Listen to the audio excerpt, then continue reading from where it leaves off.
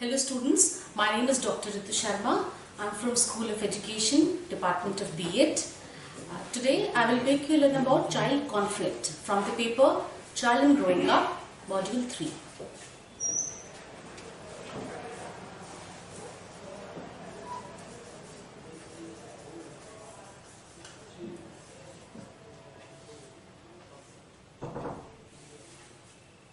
So, what is conflict? Conflict यानी कि द्वंद्व. ये जितना छोटा हिंदी में वर्ड है द्वंद्व, उतना ही उसका बड़ा रूप है.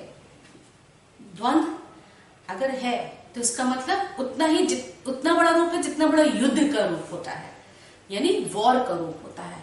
Conflict is related to war, the war inside human being, the war inside mind, the war inside heart.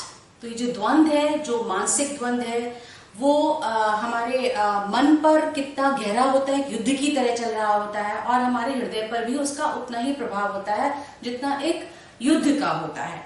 So according to Barney and Leonard,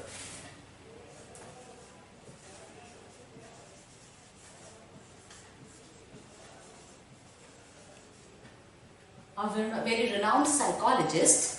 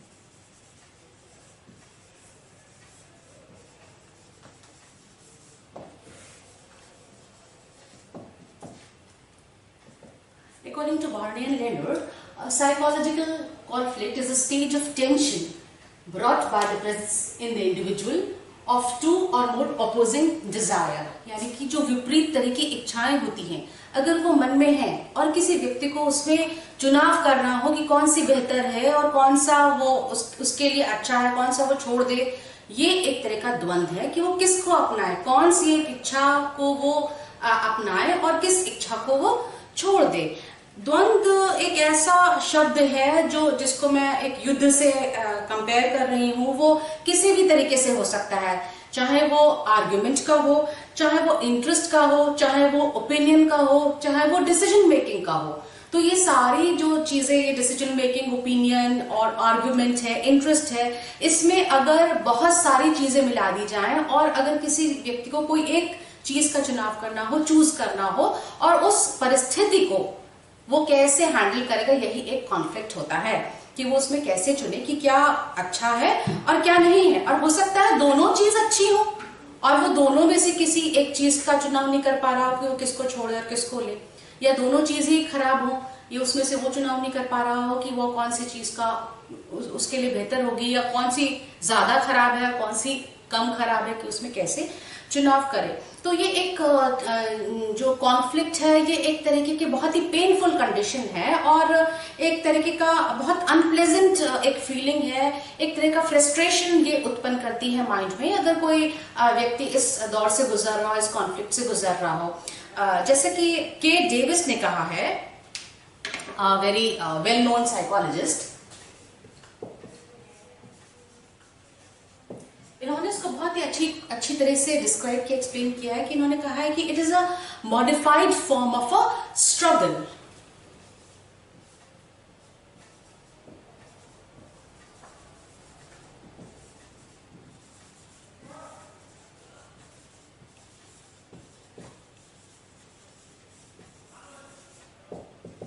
यानी एक जैसा ये युद्ध के जो मैं इसको कंपेयर कर रही हूँ, उसी को इन्होंने बताया है अपनी डेफिनेशन में कि ये एक तरीके का रूप है जो एक लड़ाई से है, जो अपने आंतरिक लड़ाई है, जो अपने मन से लड़ाई है, अपने विचारों से लड़ाई है, या अपने इच्छाओं से किसी तरीके का की एक तरह की भिड़ंत है कि what is right and what should I opt. जो गार्थ एंड ब्रूक हैं, उन्होंने भी इसके बारे में कहा है, the greatest conflicts are not between two people but between one person and himself.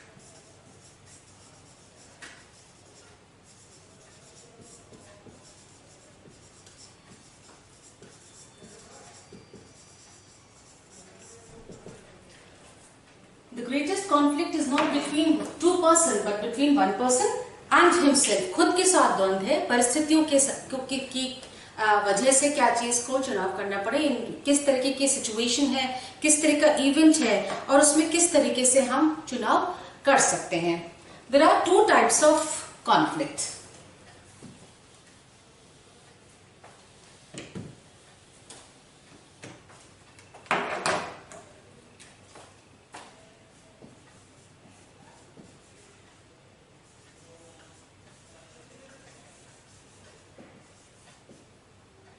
First is internal conflict and other is external conflict.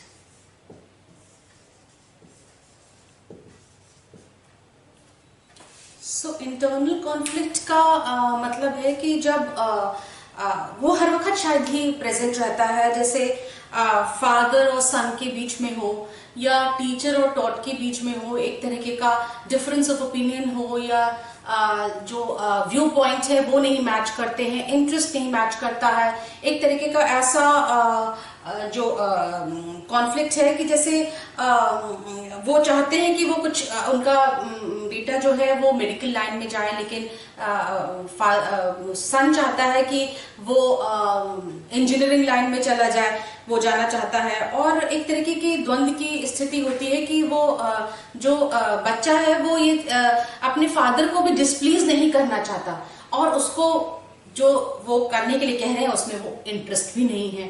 तो बहुत ही एक बहुत पेनफुल कंडीशन है कि वो जो चीज चाह रहा है वो कर ही नहीं पा रहा है, और वो किसी को नाराज भी नहीं करना चाहता है। ये एक अंतर्द्वंद की परिस्थिति है और वो उससे ओवरकम नहीं कर पा रहा है।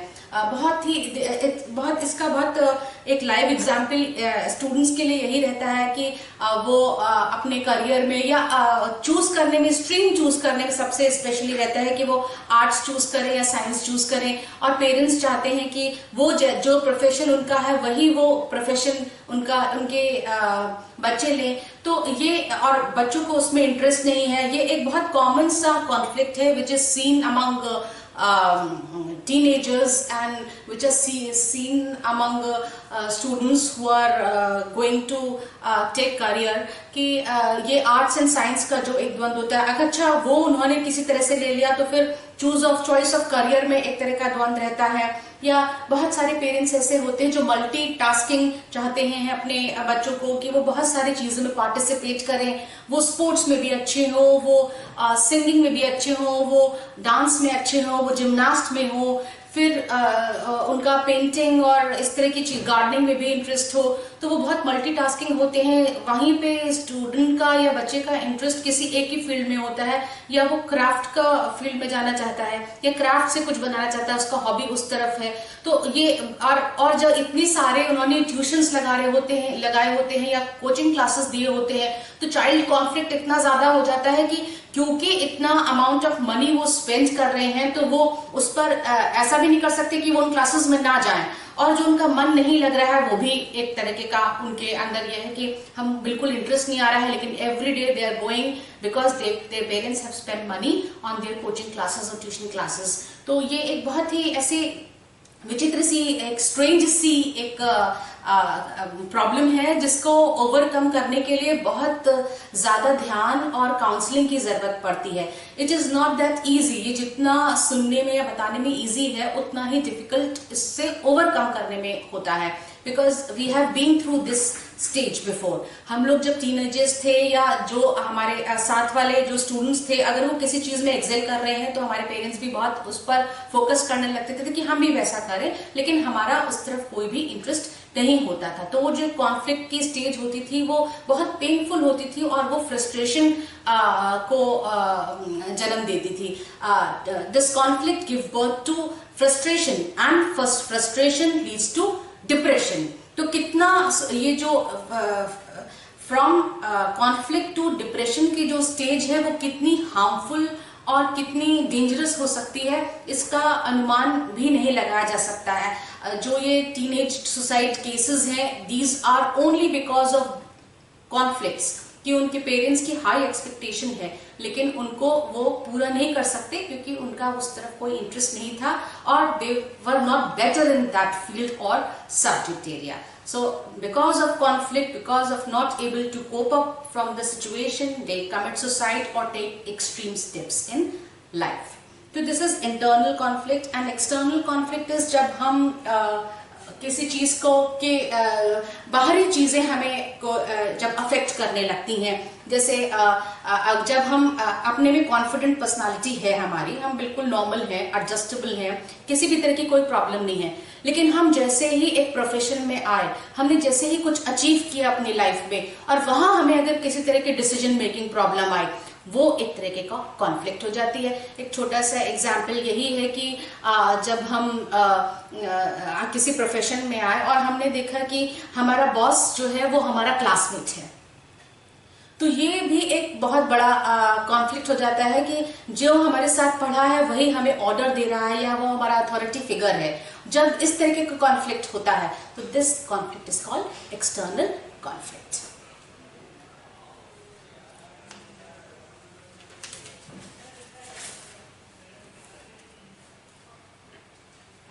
इंटरनल कॉन्फ्लिक्ट को के लेवल में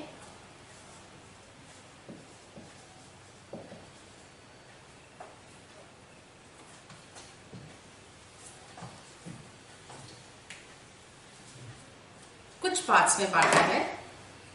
पहला है इनका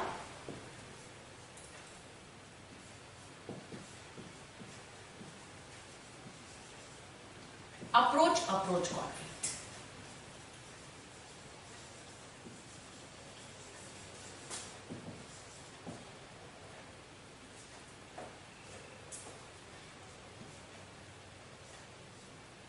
जिसमें मैंने छोटे से 2 प्लस के साइन लगाए हुए हैं. ये अप्रोच कॉन्फ्लिक्ट है.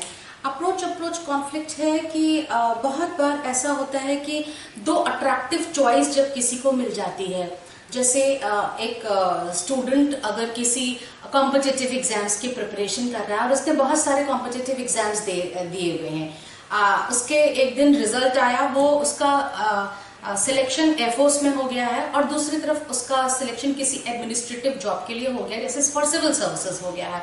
सो जो भी 2 पॉजिटिव चीजें आ गई हैं, जो दोनों बहुत ही अट्रैक्टिव एंड बेनिफिशियल लगती हैं.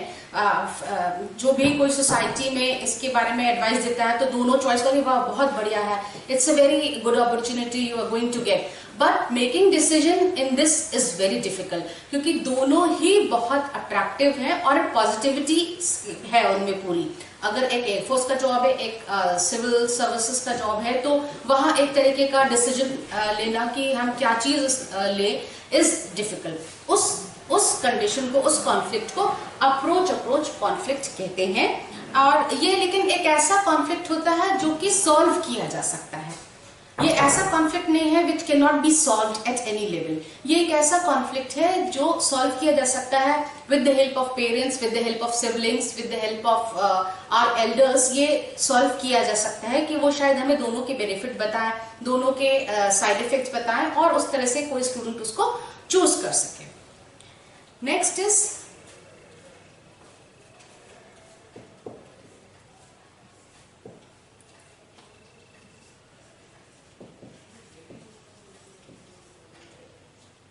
avoidance conflict।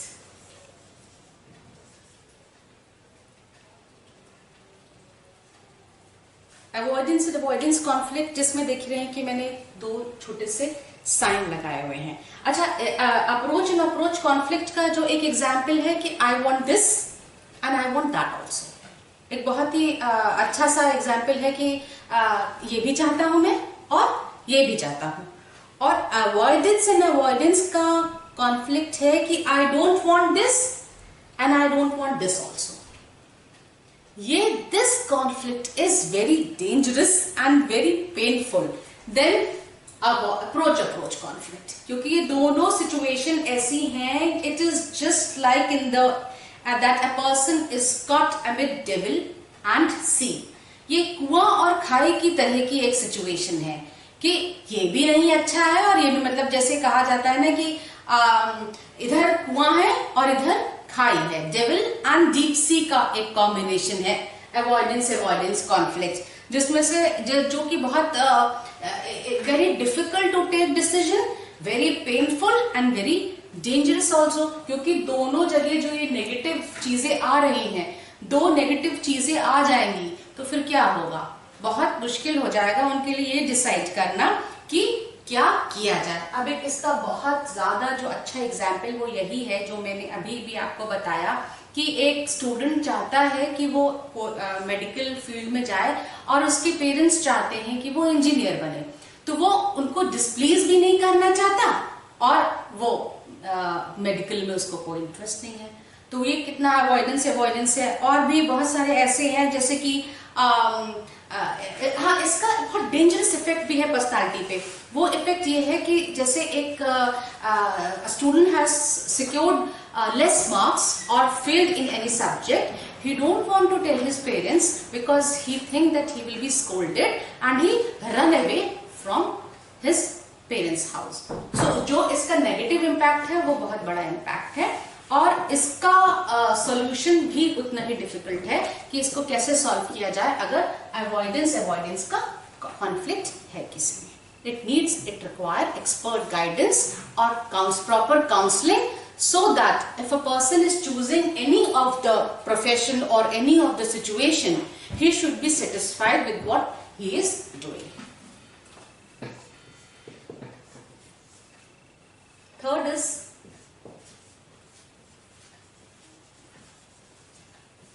approach avoidance conflict।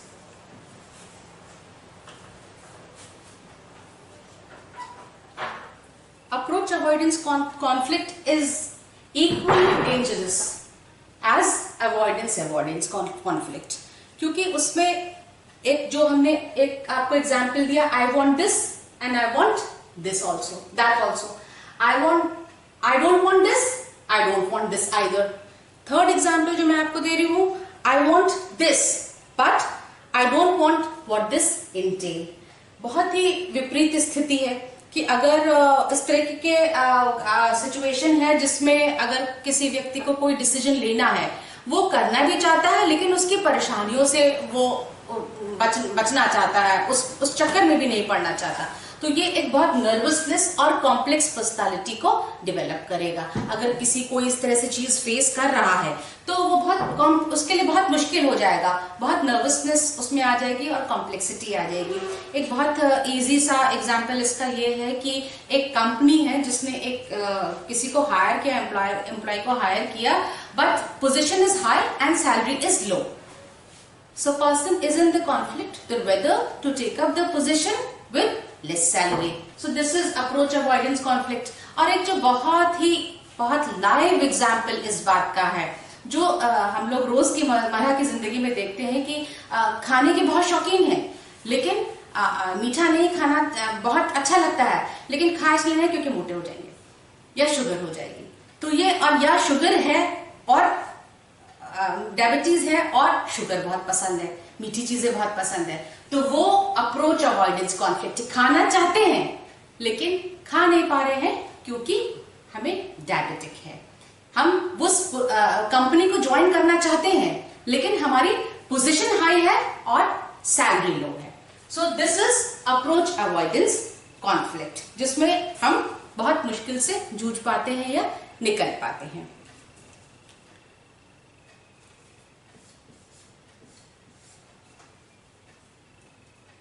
Next is double approach avoidance conflict.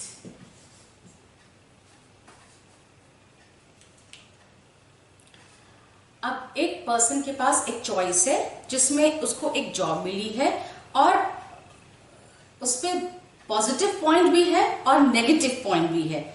ना ही सैलरी अच्छी है, ना ही पोजीशन अच्छी है, लेकिन घर के बहुत नजदीक है। It is very near by two his house.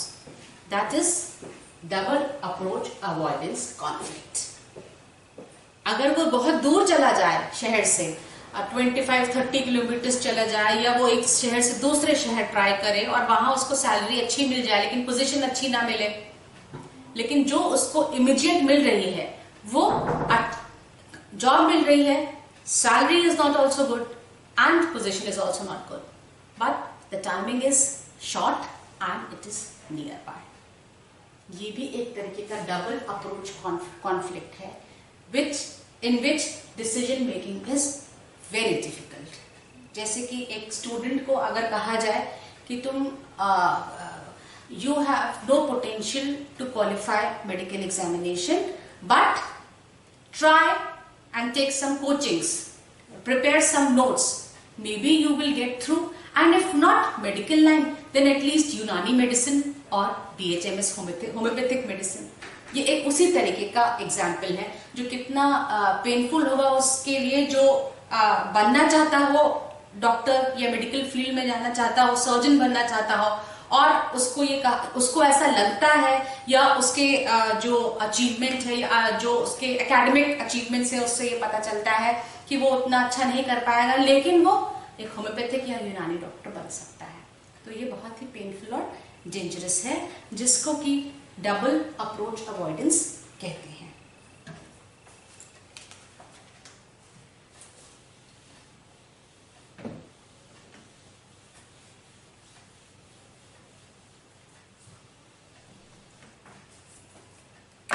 These conflicts have a very hard and very harsh impact on students' personality, on child's personality।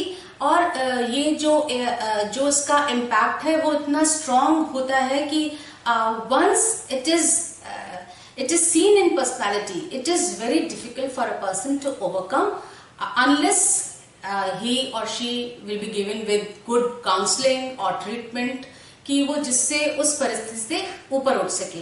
जो हमने 4 टाइप्स के ये जो डिस्कस करे हैं कॉन्फ्लिक्ट्स, उसमें से पहला और दूसरे में जब हम एक बेटर काउंसलिंग के बाद उसको अवॉइड कर सकते हैं या उसको हम ओवरकम करवा सकते हैं या सॉल्व कर सकते हैं, वो तो इजी है। लेकिन जिन कॉन्फ्लिक्ट में हम ओवरकम करवाने की स्थिति में नहीं है, समझाने की स्थिति में नहीं है, उन स्थिति में it is very frustrating. And again I am saying the frustration of anything leads to depression, and which is very dangerous and contagious. So there are some points like what are the measures to control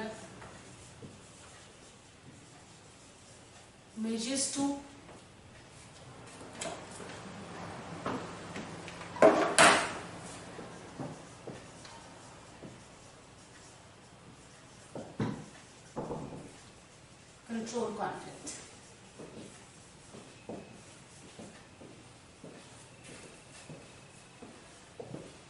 The very first is emotional stability.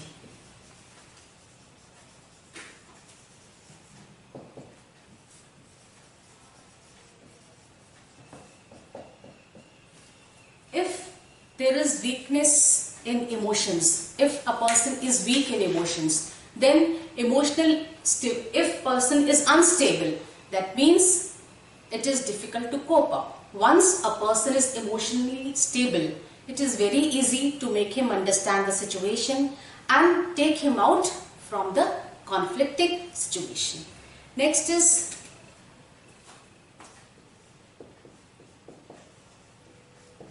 flexibility.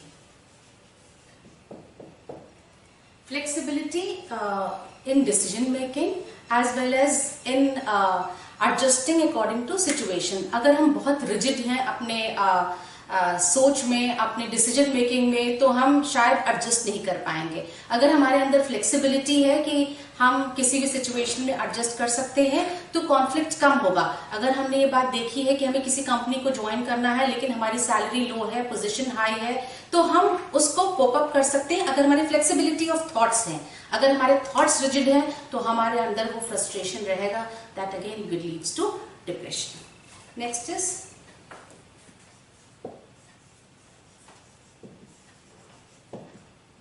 positive approach towards life. Half of the fight or half of the war is won if we have positive attitude towards life. अगर हमारा positive attitude है कि हम हर परिस्थिति को झेल सकते हैं और इसमें कुछ ना कुछ एक benefit है, तो हम जरूर से उस अपने conflict से बाहर निकल सकते हैं. Next is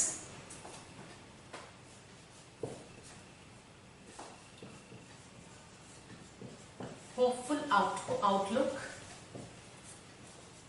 by parents. अगर पेरेंट्स को अपने बच्चों पर कॉन्फिडेंस है, फुल कॉन्फिडेंस है कि वो कुछ ना जो भी कुछ डिसाइड करेंगे वो अच्छा डिसाइड करेंगे, वो जो उनकी होप है और जो उनका ट्रस्ट है अपने बच्चे पर, वो उसको उसकी सारे जो फाइट है उसको सॉल्व करने में और उससे ओवरकम करने में हेल्प करेगा. तो hopeful outlook is very important of the parents towards their children.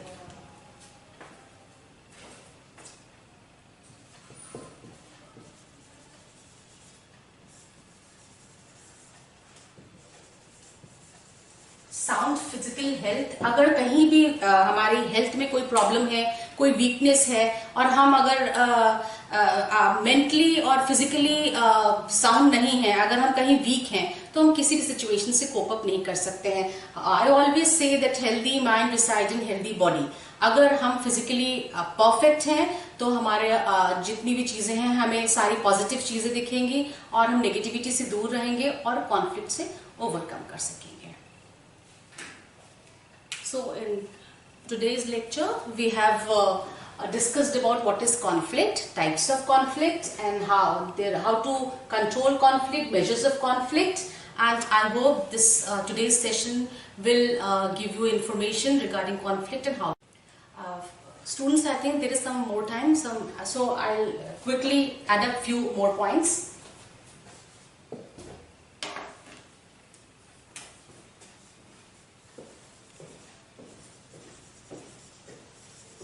Next is reasonable and sensible approach.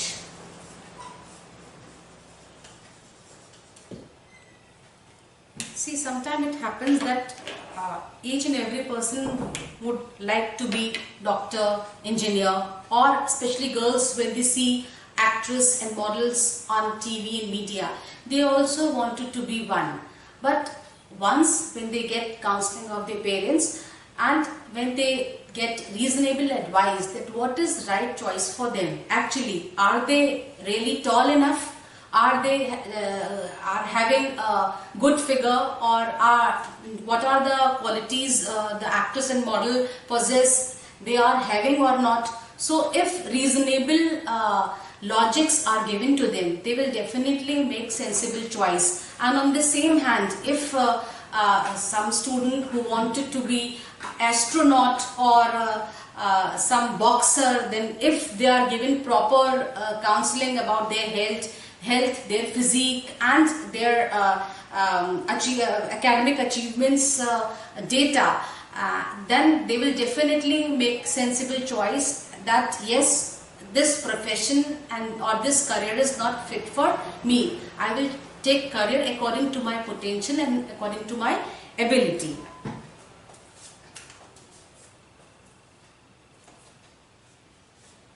Next is respecting others' feelings. Many a time students and individual become selfish, and conflict is that they sometimes feel guilty that why they have not said yes to the person or why they have said no for certain situation.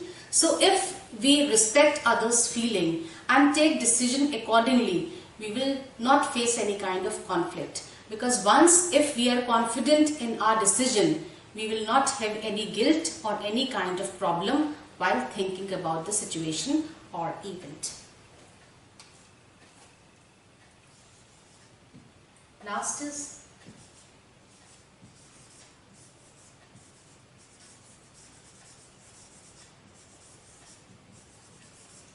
good psychological treatment.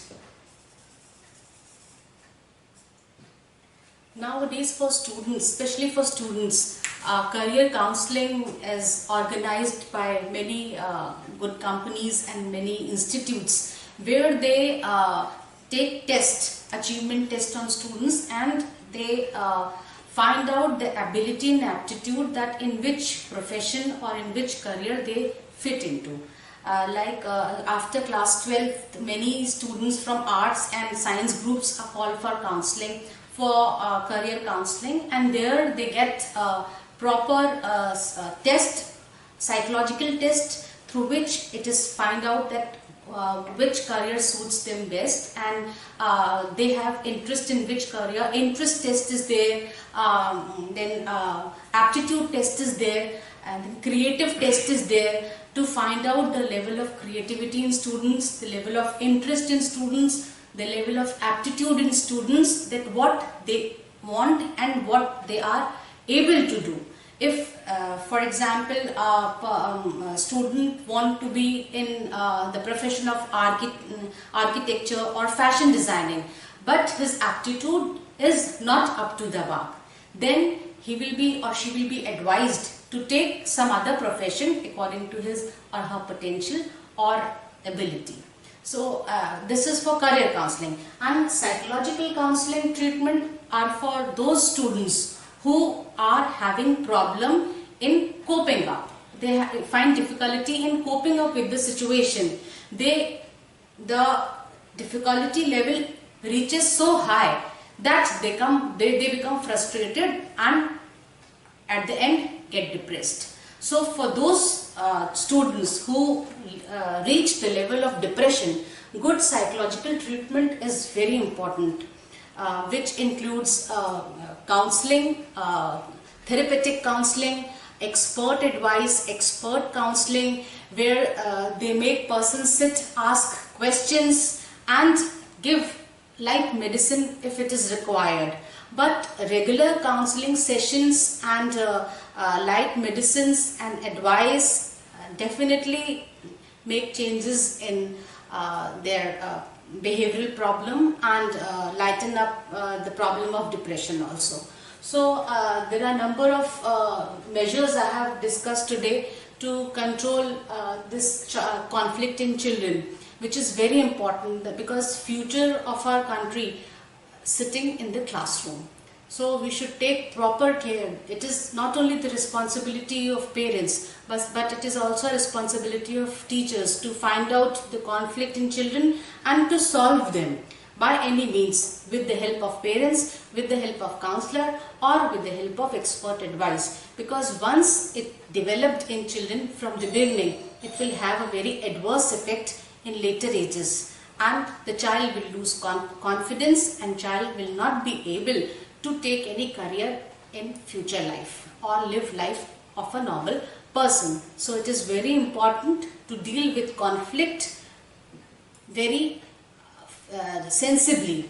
It is not just a normal word, conflict, but it gives a very bad impact on the personality.